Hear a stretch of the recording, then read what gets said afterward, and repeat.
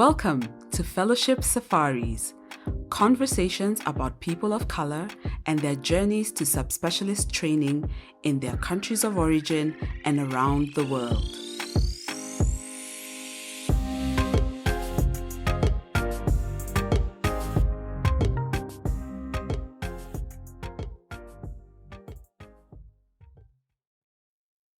Welcome to the Fellowship Safaris podcast, where we talk about different fellowships and how different people from around the world have had to travel to seek greater information and work experience, as well as practice experience, in order to be able to be a better clinician, in order to be able to improve their skill. And I have the awesome privilege of being able to connect with my friends from Malaysia. So to Bo and Faza, I will use the names that I am very familiar with for both of them. However, I am going to give them an opportunity to introduce themselves. My name is Boekhren Karyostyko bin Borhanuddin. Yeah, it's a bit mouthful. So my specialty is pediatric cardiology. When I went to do my subspecialty in Canada, I did my subspecialty in echocardiography and also a bit of 3D printing. I am Fazarina Mohammed.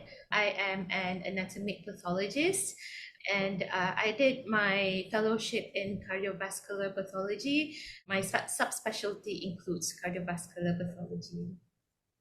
Oh, wow. Thank you both for telling me officially that the heart has brought you and kept you guys together. Because the other thing you did not mention is that you are married. Oh yeah, both of us are married. Oops. Yeah.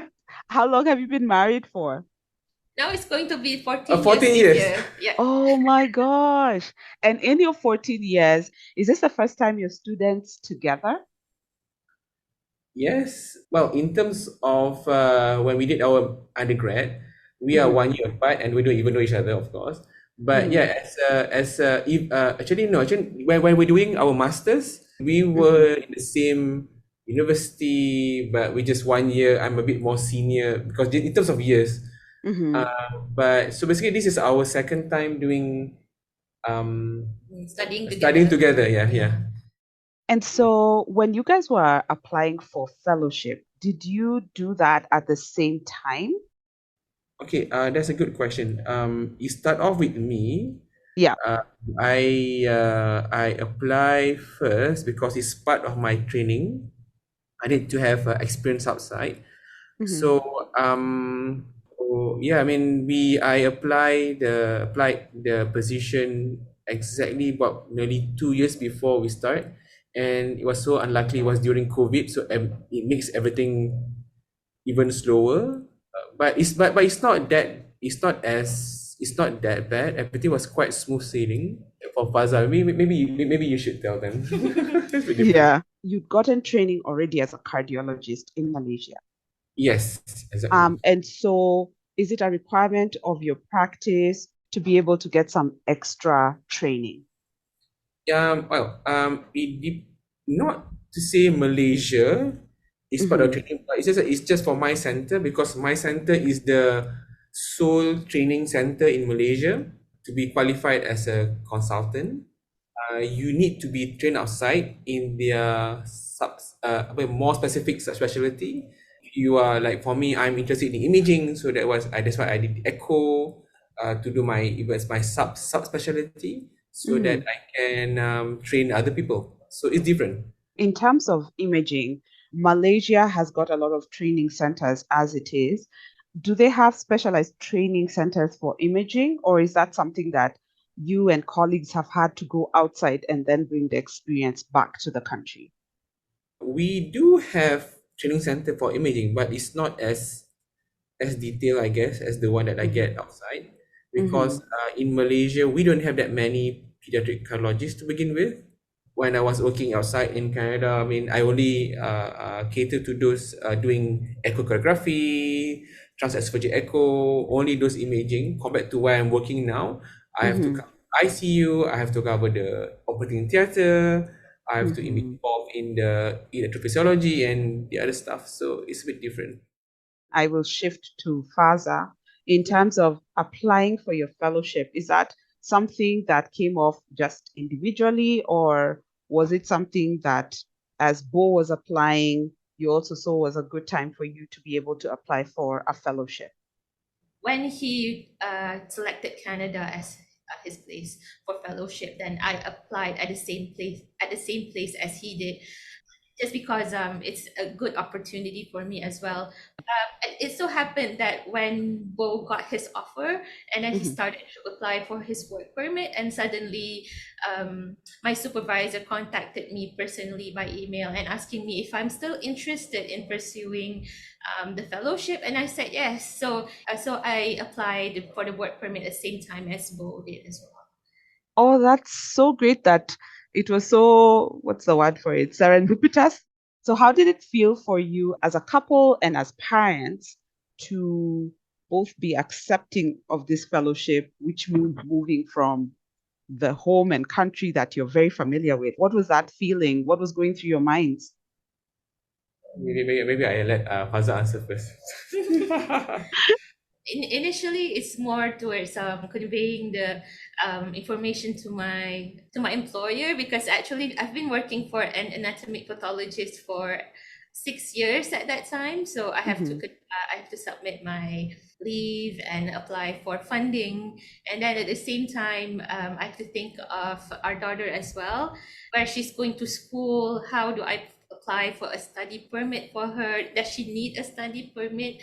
And asking around about daycares, things like that. There was a lot of preparation actually. I mean, to be fair, because this is my first time working or staying outside more than a week. So compared to Faza has been working. I think before that, when she did undergrad, she did in UK, and then when she was small, she was also staying in US. So I guess the experience will be different for me. If things just comes, and then you just do it. So but thankfully Faza being Faza, she will think everything for me. Yes, Faza sounds like she's the planner. She's the person who thinks a few steps ahead. No, she will plan the big. I mean, for me, it's considered small, but for her it's big. But I think it is big. But for me, I plan. We just complement each other. So my plan is more for in terms of housing, banks. I mean, traveling, more of how do we get from one place to another. For me, since the subspecialty is a requirement, so it's much easier. So I don't feel that much of a burden compared to Faza. Faza, she has to do everything from scratch when she applied. So it's totally different. So it was a kind of stressful period at the time, not for me, but for her, because I can see in her face. That it was a bit more stressful. And I'll pause you there just for a moment. Bo, when you say for Faza, she had to do everything from scratch. What does that mean?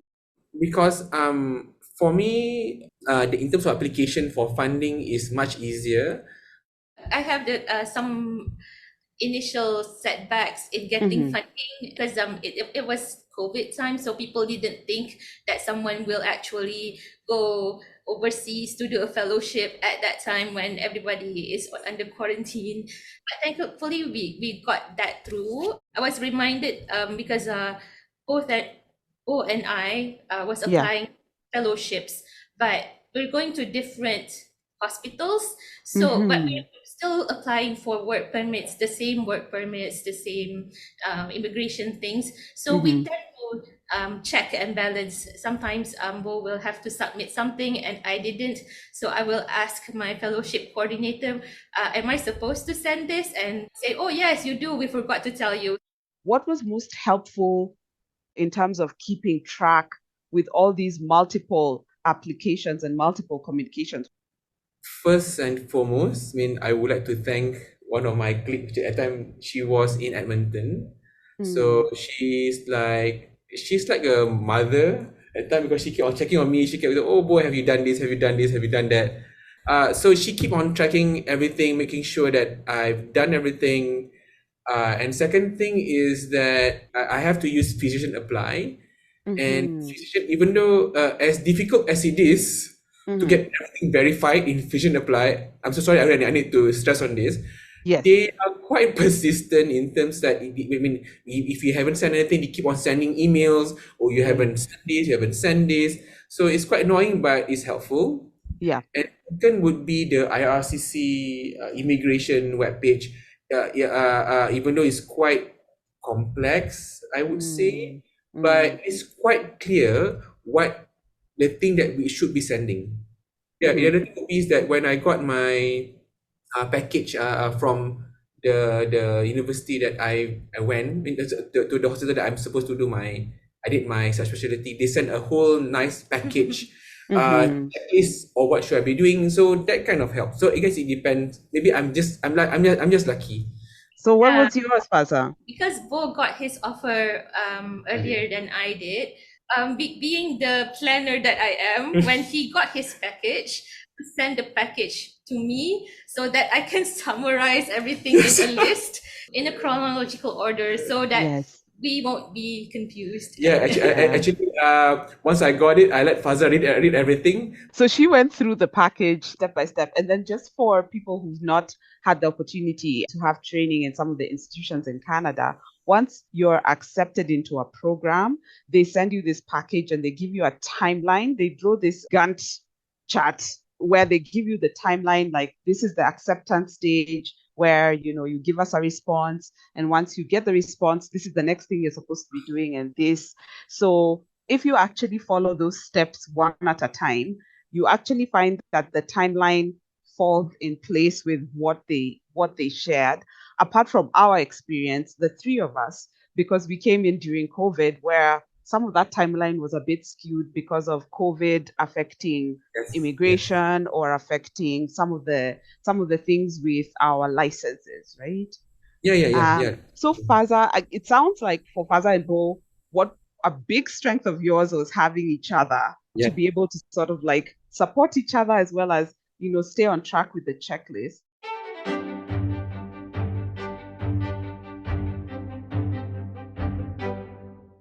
You mentioned having somebody external, one of the international medical graduates who was in Edmonton, who kept checking in with you. It can't be overemphasized that you need to keep checking your email. Like once you start this Yeah. application process, just have an email that you're going to keep checking every single day, because there's always an update or something that you need feedback from. Your email is your best friend almost for that period of time. Yes, yes, Yes. yes. Yeah.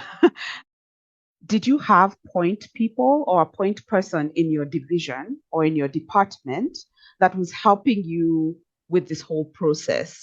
For me, I have one. There's one person very, very, very super helpful, Yes. very patient in answering my questions. Yeah, I mean, yeah. Actually, I forgot to mention her. Actually, she helps a lot. She helps a lot. Yeah. And for Faza, did you have somebody in your division or department that was helping you keep track or answer the questions that you needed answering? So I had a contact person in the department itself. Mm-hmm. And also from the university, the initial process, actually the contact person in the university was very helpful for me to get to know what I should submit to the College of Physicians and Surgeons, and Mm-hmm. what should I do for the immigration part of the application. I had a problem with my application in terms of they're not replying my email. This contact person actually tried to contact the other side to try to expedite my problem, and it got settled. So it's really helpful. I'll jump a few months ahead. First of all, just honestly, how was traveling during COVID as a family? What was that experience like?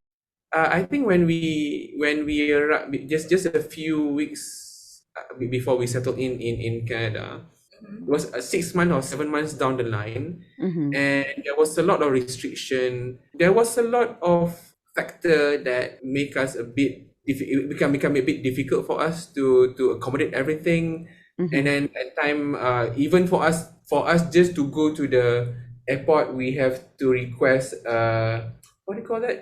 It's a We have to fill in yeah, a we form. have to fill in a form because our distance from Mm. our house to the airport is actually we have to cross states. Yeah. So it was Mm-hmm. quite a cumbersome thing to do. And then the other thing also, when we arrived in Toronto, it was such a hassle because we have to go to hotels and then for quarantine, and then Yes. it costs a lot of money, like seriously a lot of money. Yeah, because we Mhm. cannot quarantine in the apartment that we're supposed to live in. We initially Mm. had to quarantine 3 days in a hotel and then go to another accommodation to spend the rest of the 2 weeks, and then we can go Oh, to the wow. apartment. Yes. So yeah, I mean, it was such a long, it was quite a long journey Yes. for us to Yeah. come to Canada at the time. Yeah, it sounds like it took a lot of courage and strength as a family to be able to do that. I want to jump forward to the actual fellowship. Maybe we can start with Faza. How was the fellowship itself? How was the learning environment and experience for you? Right. So I was doing cardiovascular pathology. It is part of anatomical pathology program in my institution. So we're basically working from the get-go. So I was doing a lot of hearts. I was looking at biopsies, and I also did some autopsies, and especially looking at the heart. And I was also looking at heart transplants and the explants. That means that when the patient had a transplant, the original heart, they will send it to our lab. So my training is very, very focused on the heart. It's a very busy service.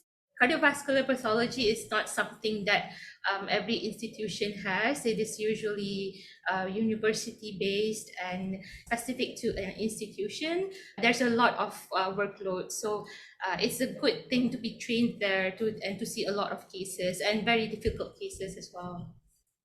Oh, wow. That sounds exciting for a pathologist in the sense that there was a lot of exposure to all these different kinds of different tissues and different sort of pathologies of the heart that you had to interact with over the period of time that you had your fellowship. How long was your fellowship, Faza?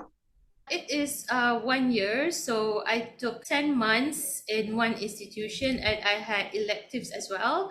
I had electives to learn about the children hearts, and also I went to a forensic center to learn about forensic hearts. I love the fact that it is so specific, like it's a very specific thing, and they expose you to everything within this very specific subspecialty.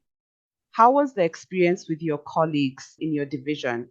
Okay, because my specialty is very different from the rest of anatomical pathology. I don't get to interact too much with my colleagues, and actually my colleagues, honestly, some of them don't really know Each what other. I do mostly, because I'm so I work a lot with the residents, because the residents are supposed to do autopsy rotations, and Mhm. so I will interact with them. They will consult me on cases for autopsy, and also teach them on how to look at the heart on the microscope. There will be some residents or fellows who are attached to the department for a few weeks. So I will be like guiding them as well. Pathology itself, for my colleagues, because it's a totally different subspecialty, so I don't get really to meet them unless it's like a dinner or wow, for a coffee or something like that. Yes. Yeah. It sounded like very isolated. You guys weren't meeting unless it was intentional for you to interact. Yeah, maybe because we work more with the microscope, and it's a big workload, so we don't. It's really when we meet each other, it's something to celebrate about. Yes. Yeah, it's Yeah. different from one in Malaysia. It's so different. Yes. It's very, very different from Malaysia. Yeah, pathologist. Oh, I the think pathologists. Uh-huh. In what way? maybe because we tend to meet each other more, and actually because in the place that I'm working now, although we don't really have many subspecialties, we do all cases like general pathology cases. So we see cases together, and if we're not sure, we'll ask someone. Otherwise, in Canada, they have very different subspecialties, many subspecialties, and Mhm. each subspecialties actually see their own subspecialty. They don't really see other cases. Like for example, if it's a gynae pathology, they don't see other than gynae pathology. They don't see skin or they don't see lung. So it's it's very specific. You didn't get to meet as many people as you would because of just how specialized the different training experiences and different people within the division were. There's one more question I have before I ask Bo the same question. You said it was very, very busy. And the one thing you mentioned is that you were there with your husband and you're there with your daughter. How busy you are, how did it impact you as a parent and your ability to parent your daughter? I needed to make sure I have a daycare to send my daughter first thing in the morning because school starts at 8:30. I need to be at work by 8. And then I have to make sure that I register her for an after school program. So she's there after 3:30 and she stays there until 5:30. Usually my work is quite flexible. I'm able to pick her up before the day ends, but there are specific days where I have to stay back because the the urgent biopsies come late.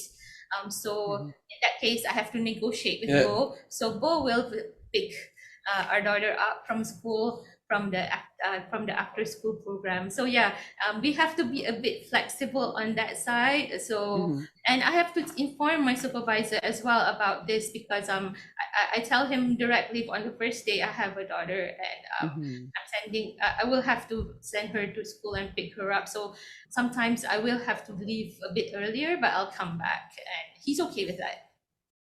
It sounds like you really had to do a lot of communicating both with your division and with Bo to make sure that this worked. And I think what was also helpful is that there's a structure in place for families like before and after school care to be able to support with some of those decisions. And when that doesn't work, at least there's another person who, in this case, is your husband to be able to help you. Bo, what was your experience like? What was the learning? For me, it's a bit different from Fazar. Being a clinician, like both of us, is different because we have more interaction with live people, not with the microscope. In terms of training, definitely the variety of cases is different from the center that I'm working with because, as you know, the Western's cohorts of patient is totally different.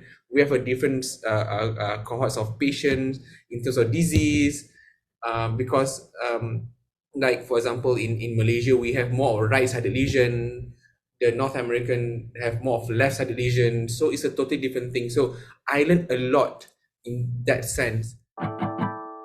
Even though with such a huge workload, I still can go home a bit earlier than usual. And then in terms of opportunity of hands-on opportunity, there's a lot, and they allow you to grow. That's the good thing in the center that I work with in Canada. They allow you to grow.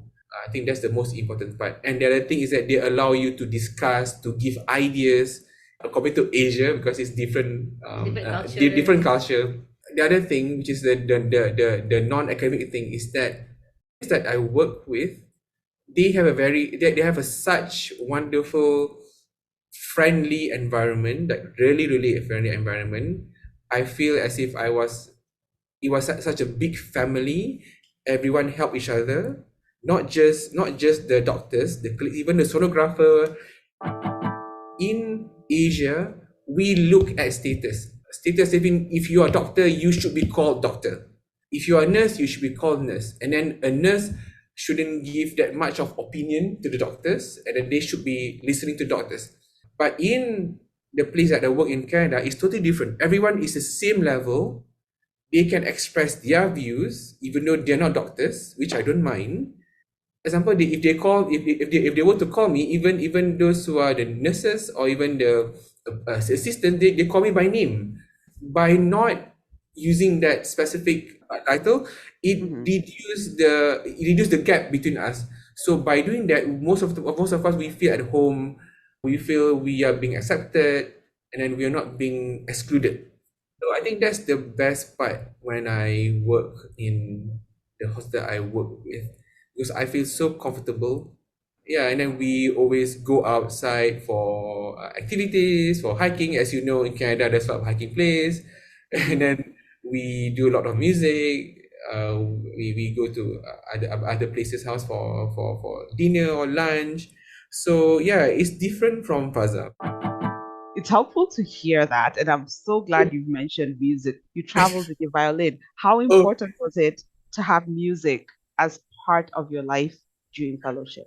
music plays a big role in my life because actually my real passion, I thought I'm going to be a musician instead of doctor initially.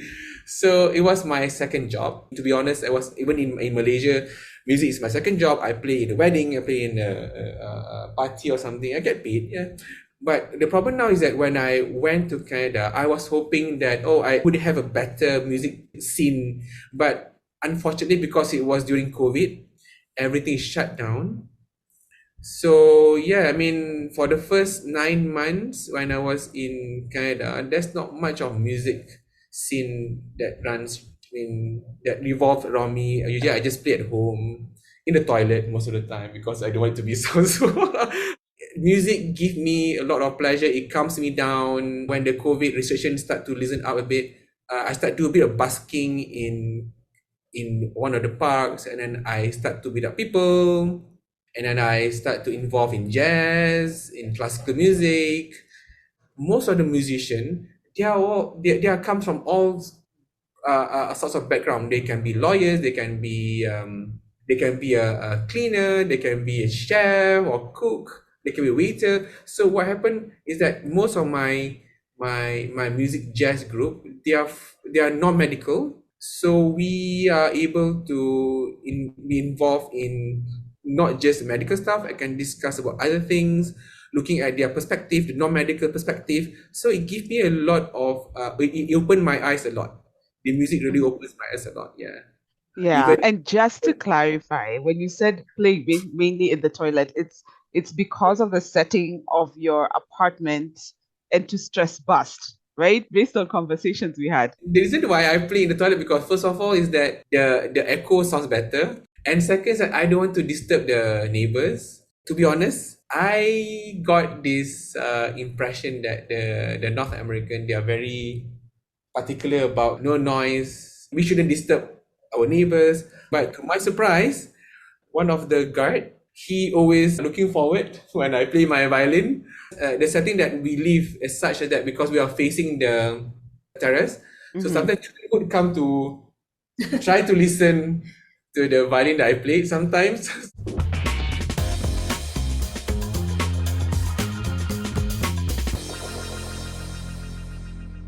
How important was it to travel and explore new places in the country where you were doing your fellowship? Ooh, so we did a lot of traveling back in Canada.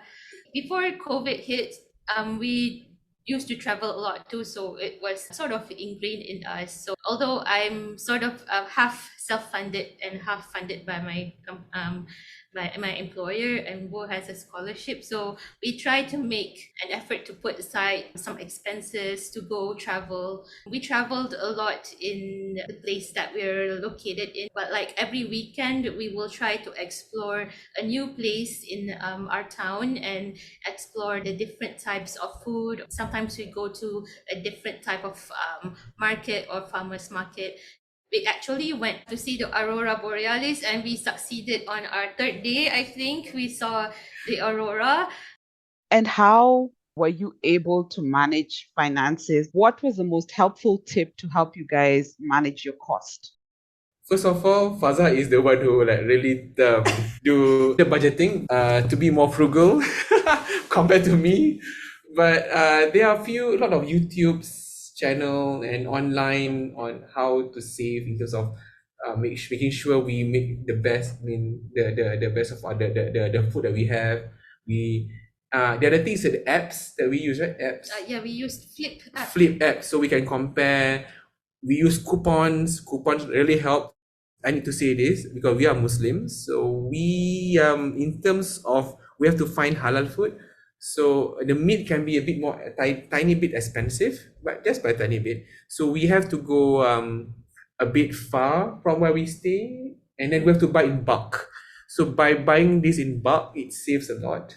We try to budget in the sense that we try not to use the public transport. We try to walk as much as possible. Yeah. Yeah, that's how we kind of save money. Yeah, and then for me, as I try to cook a lot, Yeah, that's the so thing. I cook lunch for Bo and me and for our daughter to bring to school, so that we don't really spend too much money on buying lunch outside, and I cook dinner as well.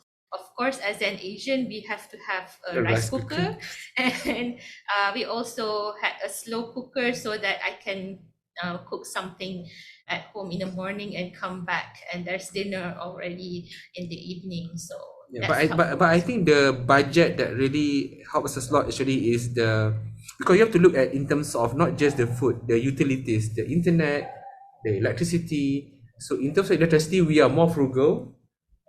We try not to turn on the air condition unless it's really required. Oh yeah, we bought fans We bought instead. fans, we bought a small heater. That's how we try to keep the electricity cost down as much as possible. So that we can have extra to travel. Yeah. We use that set aside for extra to travel. If you think back on your fellowship experience, what would you say was your one regret? I did not regret my decision to come to Canada.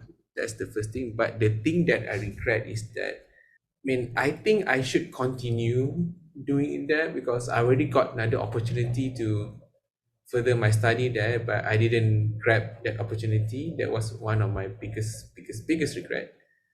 The other regret that I think is that having said that we did a lot of traveling, we didn't travel that much if compared to what we used to do. I think it's just not about budgeting. I think it was because of COVID restriction.